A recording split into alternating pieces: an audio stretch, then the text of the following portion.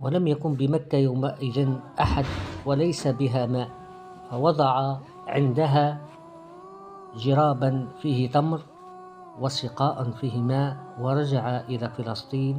ولم تمض أيام حتى نفذ الزاد والماء، وهناك تفجرت بئر زمزم بفضل الله عز وجل، فصارت لهما قوتا وشرابا، والقصة معروفة بطولها.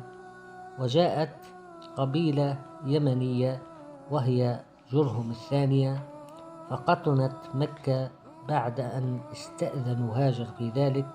يقال إنهم كانوا قبل ذلك في الأودية التي هي بنواحي مكة، وقد ذكر البخاري أنهم نزلوا مكة بعد إسماعيل وقبل أن يشب، وإنهم كانوا يمرون بهذا الوادي قبل ذلك.